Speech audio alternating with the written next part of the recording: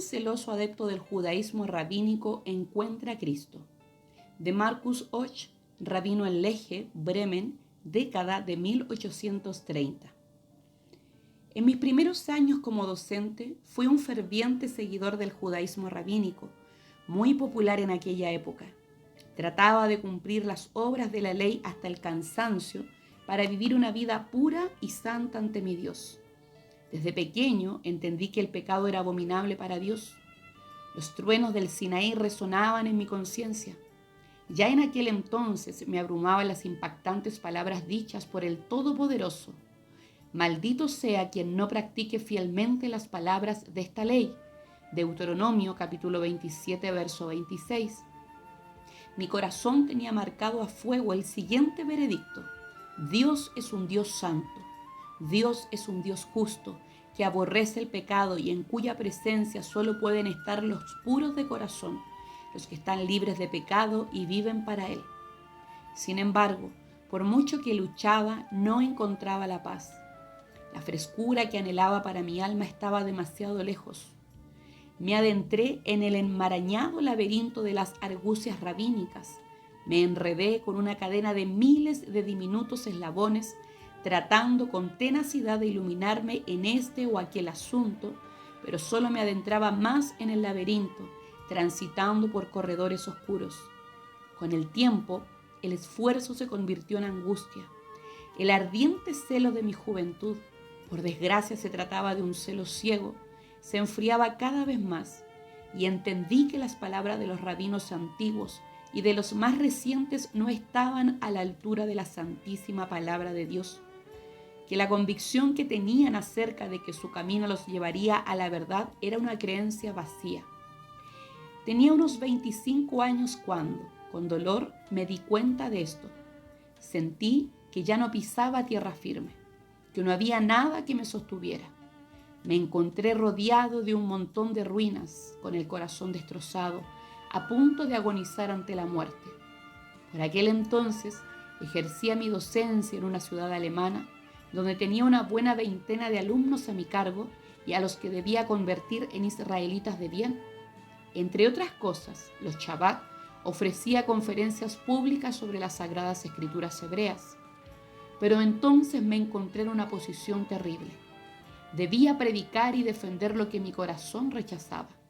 Ya no quería ocultar mi conflicto interior. De hecho, me era imposible.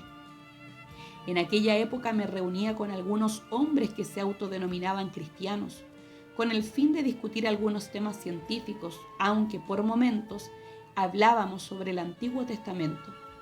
Algunos de ellos eran estudiantes de teología, otros profesores. Solían atacar de manera atroz la palabra de Dios revelada. A través de ellos conocí el método exegético histórico crítico de los teólogos de Witt, Eichhorn y Dinter, entre otros. Bajo su influencia me convertí en un racionalista y ferviente defensor del judaísmo moderno. Hemos sido engañados, anuncié a mi gente, terriblemente engañados. El Talmud y los Posquín, interpretaciones rabínicas prácticas de la ley, están llenos de errores. Pese a esto, mi corazón seguía atormentado. La situación incluso se agravó. Yo no era libre. Creí haberme librado de las cadenas de la superstición que me mantuvieron cautivo hasta ese entonces. Empero, solo las había cambiado por grilletes de incredulidad forjados por manos blasfemas, por necios que declaran no hay Dios. Cuando volví a considerar todas estas supuestas contradicciones bíblicas y la obra de estos hombres impíos, me estremecí y comencé a luchar contra estos descarados negadores de Dios. Sin embargo, no tenía idea de qué armas me llevarían a la victoria, por lo que me encontraba en desventaja. Me sentía preso, jadeando por el aliento de vida. Ansiaba la liberación, esperaba que el ministerio fuese aclarado, pero ¿dónde estaba la mano que me guiaría hacia un puerto de paz? Busqué ser iluminado por los escritos de los hombres, pero todo resultó en una mayor oscuridad. Mi alma reseca y agonizante no encontró el agua de la vida en estas fuentes agrietadas. A veces me tiraba en el suelo durante toda la noche, castigando mi cuerpo, lloraba y me consumía por el anhelo de conocer la verdad. Cuando los ancianos judíos se enteraron de mis mortificaciones, me consideraron un santo, mientras que los judíos modernos me decían: no seas tan estúpido. Fueron años de miedo y angustia, donde a menudo me encontraba al borde de la desesperación. Solo la gracia y la misericordia de Dios, a quien todavía no conocía, me sostuvieron en aquel tiempo. La mano del poderoso Dios, que había hecho un pacto con mis antepasados, estaba sobre mí, y fue su amor eterno el que me guardó de perecer. Abandoné mis vínculos cercanos y me quedé solo la mayor parte del tiempo. Las especulaciones humanas llenaban mi cabeza mientras mi corazón permanecía vacío. En Bremen, escuché por primera vez un poderoso testimonio de la enseñanza cristiana. Mi corazón se resistió, el suelo ardió bajo mis pies y entonces corrí, decidido a no volver jamás. Sin embargo, las palabras que había escuchado se clavaron como espinas en mi corazón. Isaías 53, así como otros pasajes de la ley y los profetas, eran demasiado fuertes como para olvidarlos o ignorarlos. Una tormenta de dudas y cuestionamientos se desencadenaron en mí. ¿Y si eso era cierto? ¿Si los cristianos tenían razón? Estos pensamientos no me abandonaban. Después de algunas semanas no pude soportarlo más. Anhelaba tanto la verdad que creí que la recibiría a través de la fuente de toda verdad, las Escrituras. Así que empecé a leer el Nuevo Testamento y a compararlo con el Antiguo. La Biblia se me abrió de una forma maravillosa. Cada vez descubría más acerca del gran misterio de la salvación. Discernía una voz que me llamaba a través de las palabras del Antiguo Testamento. Oí la voz de Dios por medio de Moisés y los profetas.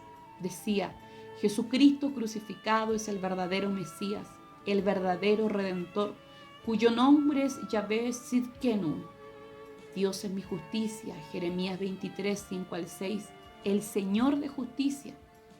El estudio de Hechos 9, la conversión de Saulo de Tarso, fue una experiencia reveladora. Después de mucha lucha y ferviente oración, comprendí que Jesús es la fuente de la salvación y la vida eterna para todos los que se dejan limpiar la culpa y la inmundicia del pecado a través de su sangre eficaz, de manera que puedan decir a Dios: Abba, Padre, a través de Él. Entendí que la fe en el Dios Trino es la victoria que conquistó el mundo. No podía callar. Mi corazón estaba tan lleno de todo esto. Gustaba de la amistad de Dios. Estaba lleno de alegría al exclamar: mi Redentor vive. Se lo contaba a mis estudiantes, hablaba de ello a las familias judías.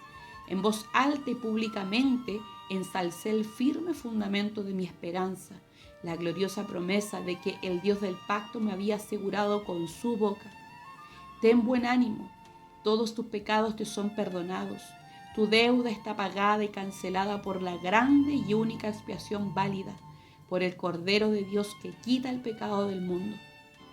Hasta aquí el relato autobiográfico de Marcus Hoch.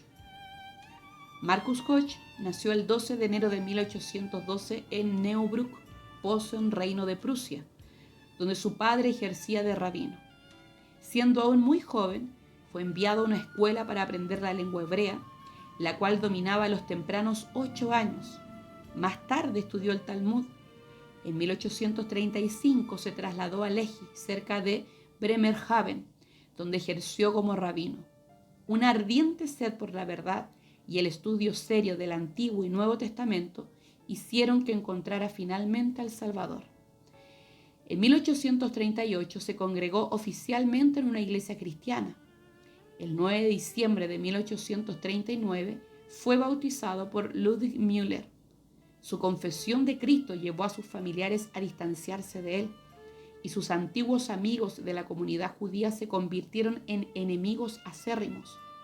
A pesar de ello, el Salvador era para él más que padre, madre, hermanos, hermanas o amigos. Con seriedad y sin descanso proclamó al Mesías a su propio pueblo. Viajó por todo el norte de Alemania, predicando la cruz a los judíos bajo muchas dificultades, privaciones, peligros y persecuciones.